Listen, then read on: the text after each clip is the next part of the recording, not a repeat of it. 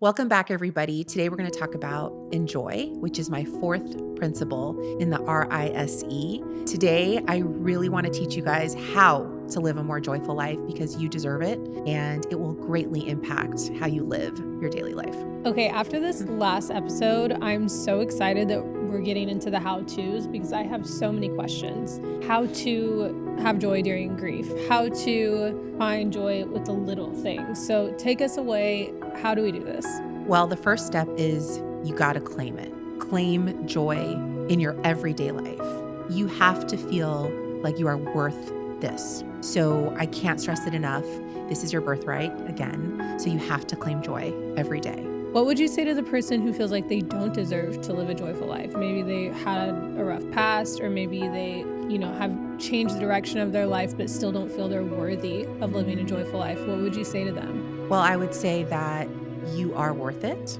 You need to claim this for yourself. You deserve it. Your life deserves it. Your family deserves it. Your friends, they need to see you in a joyful, happy place. So you have to claim it. So that's one. I feel this is our birthright. Again, this is something that is so crucial to us living a more meaningful life. We have to be able to access joyful moments throughout our day, our typical day. And this is something that has to be a daily practice. Okay, Janelle, start us off.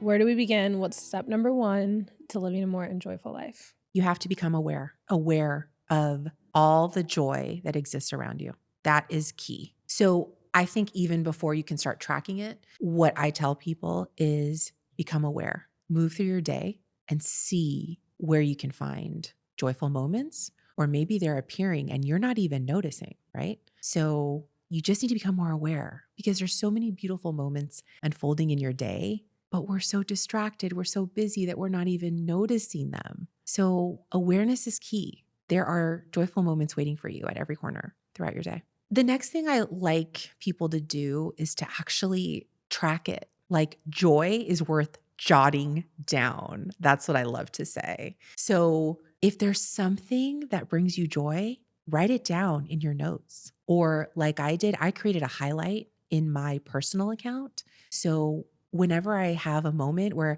I'm really appreciating a cup of coffee, or somebody gave me some flowers, or somebody wrote me a note, I will snap a picture of it on my Instagram and then I'll put it in my highlight, in my joy highlight, so that I can go back to it and remember where these moments of joy showed up and when, and even by who. And they are so small sometimes, but I love that I have been able to track them over the last year because it's really beautiful to see that I had all these moments that I've collected over the last year, and they've been pretty joyful. That step kind of reminds me of the red car syndrome. You know what I'm talking about? Where it's like Yes. you think you want a red car and then you just start seeing red cars everywhere, Totally. or the specific car that you want, and then you just feel like everyone has it. Yeah. But it's not that all of a sudden everyone has it. It's that because you're looking for it, you find it. It's like the thing you want to see, you find. And when you set your intention to find the joy in your life, I think it's actually so much easier than we think. I think it's almost brutal at first how much we let life just go by us without accounting for all the joyful moments. And it also, when you set your attention on the joyful moments, it leaves less space in our attention span for the things that are creating chaos, creating discomfort, creating sadness or anxiety. It's like, to me, the moments I have felt the most calm are also the moments that I have tried to be intentional at the good things going on around me. Well, you bring up a beautiful point. You can either cultivate chaos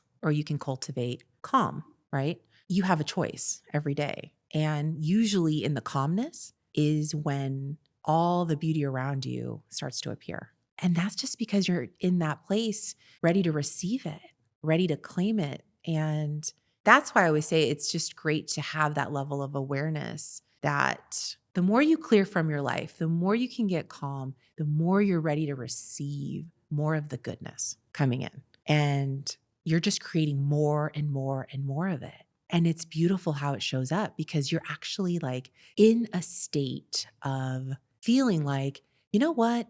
I am worth it. I am worth receiving all the beauty around me. I just have to like open my hands and be willing to accept it. But people don't want to do that. They don't think that their life merits that or they're worth that. And I want to say no. The more you are putting yourself out there, ready to receive, you're going to get it. So you really have to become a joy maker as well. So now that you're receiving the joy, right, you have to also be able to give it back. That is what we're here to do. We're here to help others. We're here to serve others. So the beauty of it is you receive the joy. Now it's your time to give it. What can you do to make an impact in someone's day today? Bring them more joy. So you were lucky enough to receive it. Now you got to give it back. And guess what? When you give it back, you're going to get more of it. This is just the cycle that we should live in. What's an example of creating joy? Is it like telling jokes? Like I It don't could be mean to be anything. I don't mean to be facetious, but when I look at my life, I'm like, because my husband is that person. He's Oh, so fun. He's a life of the party. Everyone loves him. It's so great. But for me, I get the comment a lot, oh, when I first met you, like, I didn't realize you were so nice. mm, And so that doesn't sound easy to me to just create joy. mm. So what are some real how-tos of what that looks like? Well, you could decide to display it in a myriad of ways. And some people, like your husband, share their natural gifts with others. And that brings people joy because he's fully in his authentic self. I think when you're living from that place, it does radiate into the world. So his gift is I'm fully embracing who I am and I'm just being me, but that's indirectly bringing people joy in a way. He may not think it's making an impact, but it is. For others, it could be coming from a giving place. So little things that I like to do, I keep a stack of $5 gift cards in my purse at all times in my glove compartment. And I randomly go out into the neighborhood and I start giving out, spreading joy in that way. And it's something so small, but to me, I feel so connected to everyone. It's very strange. I feel that we're human. Everybody's struggling. Who doesn't want a $5 gift card, right, to somewhere to treat themselves? And I just find that brings a lot of joy to somebody. Well, I've been on the recipient Oh, end of your gift cards, and I bet I I can love to do that. honestly say, like, our team talks about all the time that you're our most favorite person that we work with because you Oh, are so easy and a joy to be around. And it's not just because you send us gift cards randomly. That might be part of it, but yeah. it completely changes the way people perceive you. I was joking a second ago. It's not just because you're handing out gift Right. cards, it's the meaning behind it. And it's like we feel seen. Oh, I love that. That is my number one thing in life. I think I want others to feel seen because I wasn't seen for who I really was my entire life. So I think that that's the place I come from. So when I give out the gift card, it's not to get any sort of notoriety from it. It's more that, like, for me, it's more about seeing others because that was so critical in my life, a key component that was missing. And like you said, it comes back to you. Right. And I think all of this comes back to like us really seeing ourselves and embodying who we were always meant to be. And when you come from that place, you live from a more joyful place because you're really living your authentic life. So you're just exuding joy, like your husband. He's just exuding joy because this is just who he is. But I understand for some of us, it's a struggle because you're like, well, how do I put this out in the world?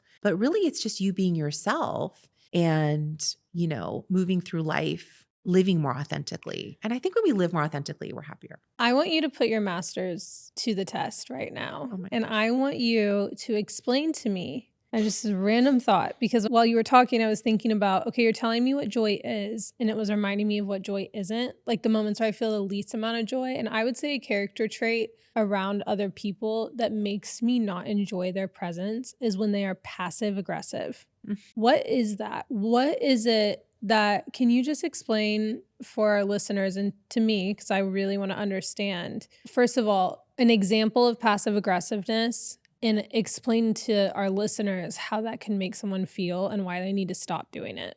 In terms of being passive aggressive, Yeah. this is a tough one because I've been on the receiving end and I've also been the person to be the one I'm who's sure passive we all aggressive. have. We all We have, all right? have. And ultimately, I think it comes down to you not feeling connected with yourself and also not fully embracing your gifts. I think that comes with the level of resentment And so that comes across when you're interacting with people. When you see someone living more authentically with integrity, more from a whole place, you're kind of a little envious. You're like, I want to be living like that too, because they're exuding something out there. Call it light, call it energy, call it what you will. They are living from a higher place. And that tends to rub some people off the wrong way. And that's where you get those kind of comments. So if someone's relating to that, being that person, how would you encourage them?